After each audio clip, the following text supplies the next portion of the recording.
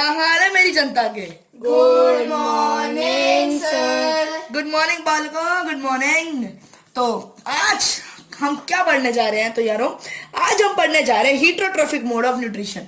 कल हमने autotrophic mode of nutrition को डिटेल में पढ़ा था, जिसमें हमने पढ़ा फोटोसिंथेसिस, प्लांट्स के बारे में, एंड हमने also पढ़ा अल्गी के बारे में। अब आज हम पढ़ेंगे हीटरोट्रोफिक मोड ऑफ न्यूट्रिशन।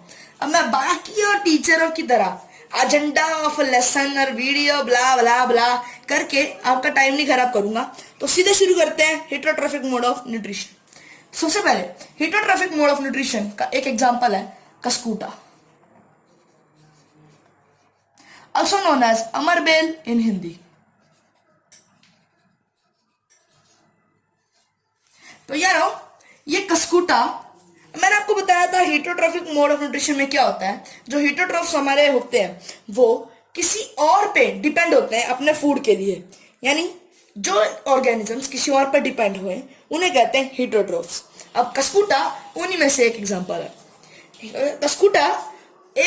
कस्कूटा आपने देखा होगा अपने घर के आसपास, स्कूल में, कभी गार्डन में, कहीं भी बगीचों में पेड़ों के ऊपर हरी हरी और पीली या पीली हरी ऐसे बेल सी जम जाती है, बेल सी उनके ऊपर चढ़ने लगती है, उन्हें कहते हैं कस्कूटा। वो लोग जो प्लांट होता है, मेन प्लांट, उससे सारे वाटर्स, मिनरल्स और न्यूट्रिएंट्स लेते हैं। अब कस्कूटा जो होता है, कस्कूटा भी हीटरोट्रोफ होता है। कस्कूटा डिपेंड करता है किसके ऊपर? जिस प्लांट के ऊपर कस्कूटा अमरबेल कि जिस प्लांट के ऊपर उगती है, जिस प्लांट के ऊपर आती है, उस प्लांट के ऊपर वो डिपेंड करती है, और उस प्लांट को कहते हैं होस्ट। क्या कहते हैं यारो? होस्ट। तो कस्कूटा या heterotroph, not cuscuta, heterotrophic mode of nutrition use करने वाला कोई भी ऑर्गेनिज्म जिस चीज पे या जिस ऑर्गेनिज्म पे डिपेंड होता है उसे कहते हैं होस्ट, और जो डिपेंड होता है उसे कहते हैं पैरासाइट। तो यानी हमारे इस सिचुएशन में पैरासाइट कौन हुआ? कस्कूटा। और होस्ट कौन हुआ? जिस प्लांट के ऊपर वो। हीटरोट्रोफिक मोड ऑफ न्यूट्रिशन में जो हमारे पास एक और एग्जांपल है वो है इंसेक्टिवोरस प्लांट्स। अब इंसेक्टिवोरस प्लांट समझाने से पहले एक कमाल की चीज बताऊंगा। कभी सुना है कि एक, आप देखते होंगे ज्यादातर गाय भैंस प्लांट्स को खाती है, उनमें फूल पत्तों को खाती है, लेकिन कभी सुना है कि वही प्लांट्स इंसेक्ट्स को खाते हैं? है ना कमाल की बात। यही है हमारे इंसेक्टिवोरस प्लांट्स। इंसेक्टिवोरस प्लांट्स क्या होते हैं यारो? इंसेक्टिवोरस प्लांट्स उस टाइप के प्लांट्स होते हैं जो कि दूसरे इंसेक्ट्स को खाते हैं। जैसे कोई इंसेक्ट अगर मंडराता अपने होशो हवा में पूरे गाते मंडराते फुल टल्ली होके आकर उनके ऊपर गिर जाता है, तो वहीं पे ये लोग खप करके उसको पकड़ लेते हैं और करके उसको निकल भी जाते हैं। इंसेक्टिवोरस प्लांट में को जो प्लांट्स इंसेक्ट को खाते हो उन्हें कहते हैं इंसेक्टिवोरस प्लांट्स, यानी the plants which feeds on insects. The plants which feeds on insects are known as insectivorous plants. Insectivorous plants के दो एग्जांपल यहां मैं बुक में आपको एक ही दिया, लेकिन फॉर एक्स्ट्रा नॉलेज आपको पता ही, आपका भाई बहुत ज्यादा ही शान है तो आपको एक्स्ट्रा नॉलेज भी देगा। एक एग्जांपल तो आपकी बुक में है जो कि है पिचर प्लांट,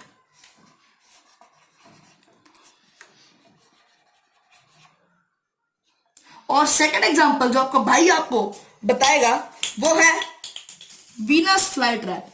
ये भी एक इंसेक्टिवोरस प्लांट है, वीनस फ्लाई ट्रैप और पिचर प्लांट। आपको आपके पेपर में ज्यादातर रेफरेंस पिचर प्लांट का ही आएगा क्योंकि आपके सिलेबस में पिचर प्लांट है, लेकिन आपके भाई ने आपको एक चीज और समझा दी, पिचर प्लांट और वीनस फ्लाई ट्रैप, ये दो हैं एग्जांपल इंसेक्टिवोरस प्लांट्स के। तो हम पढ़ेंगे सेप्रोट्रोफिक न्यूट्रिशन। अब सेप्रोट्रोफिक न्यूट्रिशन में आपको बताया था कि ऑर्गेनिज्म जो होता है दूसरे के ऊपर डिपेंड करता है। सर लेकिन हेटेरोट्रॉफ भी दूसरे के ऊपर डिपेंड करता है और सेप्रोट्रॉफ भी। सर फिर ये दोनों अलग कैसे हुए सर? हाँ सर, हाँ हमें भी नहीं पता यार, ये क्या बात बनी? बताता हूँ, सबर रखो बालक, सबर रखो। अब मैंने आपको अगर याद हो तो लेक्चर फर्स्ट पार्ट में भी समझाया था कि हीटरोट्रोफिक और सेप्रोट्रोफिक अलग कैसे होते हैं। ध्यान दे लिया करो, थोड़ा समझ आ जाएगा। पार्ट 1 में मैंने समझाया था और अभी दोबारा समझा देता हूँ क्योंकि मेरे कुछ नालायक बालक समझ नहीं पाए। अब सेप्रोट्रोफिक में क्या होता है यारो? हीटरोट्रॉफिक, हम कोई भी हमारे बेल, जैसे मैंने आपको बताया, वो पेड़ के ऊपर फीड करता है और ऐसे दूसरे होस्ट के ऊपर डिपेंड होता है। लेकिन सैप्रोट्रॉफ में क्या होता है, वो दूसरे के ऊपर डिपेंड तो होता है, लेकिन सैप्रोट्रॉफ्स सिर्फ और सिर्फ डेड और डिकेइंग मैटर से खाते हैं, यानी जो मैटर मर सड़ चुका होता है या सड़ रहा होता है। अब मैंने इसके ऊपर आपको एक एक्टिविटी भी बताई थी, अगर याद हो तो परफॉर्म मत करना, वो मैंने रीजन भी बताया था क्यों नहीं करना। तो सैप्रोट्रॉफिक न्यूट्रिशन में आगे हम पढ़ेंगे सिम्बायोसिस रिलेशनशिप।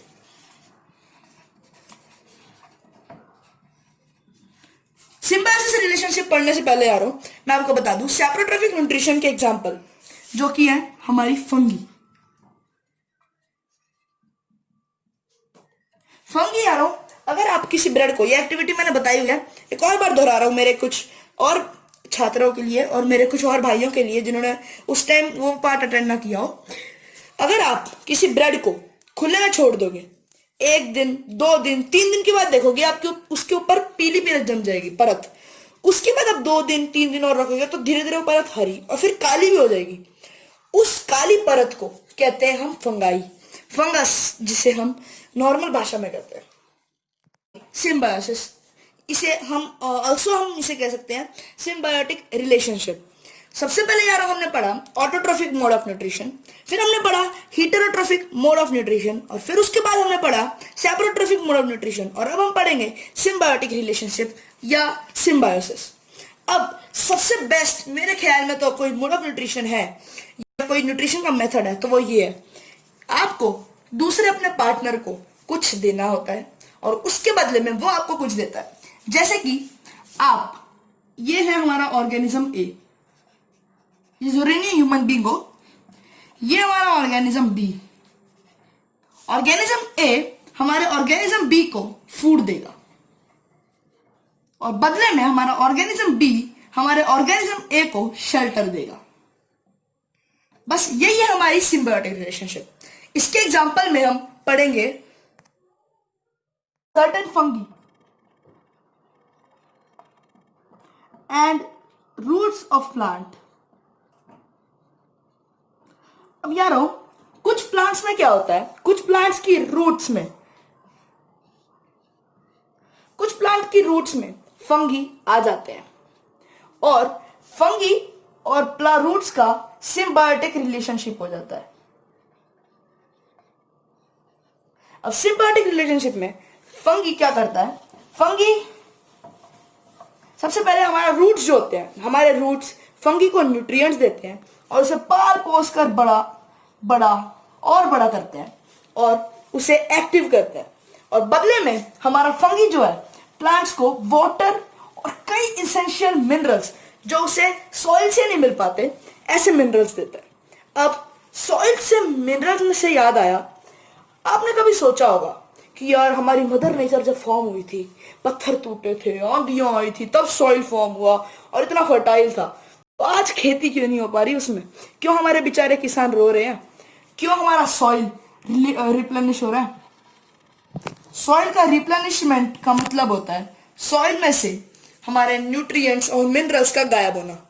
अब इन न्यूट्रिएंट्स और मिनरल्स के गायब होने की वजह से ही सिम्बायोटिक रिलेशनशिप पॉसिबल हुआ, लेकिन ये रिप्लेनिशमेंट होना भी बहुत बुरी बात है।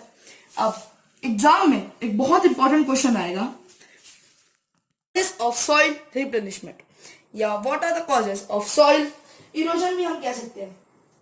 अब यारो इसमें सबसे मेन कॉजेस क्या क्या होते हैं? Soil replenished, how nutrients are replenished in soil, यानी पहले तो हम देखेंगे कि सॉइल में इरोजन कैसे होता है, यानी न्यूट्रिएंट्स जाते कैसे हैं। फिर हम पढ़ेंगे कि रिप्लेनिशमेंट कैसे होता है, यानी सॉइल में न्यूट्रिएंट्स वापस आते कैसे हैं। सबसे पहले जाते कैसे हैं? जाते यारो इसलिए हैं क्योंकि हमारे कुछ फार्मर्स जिनको अच्छे से शिक्षा नहीं दी होती फर्टिलाइजर्स को यूज करने की, प्रॉपर इरिगेशन मेथड यूज करने की, वो, अब मेरे कुछ भाई इरिगेशन सोच रहे होंगे क्या होता है भाई? भाइयों इरिगेशन होता है प्लांट्स को या क्रॉप्स को पानी देना। अगर आप उस इरिगेशन के मेथड को ढंग से नहीं करोगे ना तो आपके क्रॉप्स में न्यूट्रिएंट्स गायब हो जाएंगे। और जब रिटर्न आने की बात रही, रिटर्न आते हैं नाइट्रोजन, फास्फोरस और ऐसे अन्य तमाम बाहर करके गैसेस की वजह से। और इसी के साथ हमने किया यारों एक चैप्टर का समापन। हाँ हाँ, जाओ जाओ, तुम मतलब जाने की पड़ी है।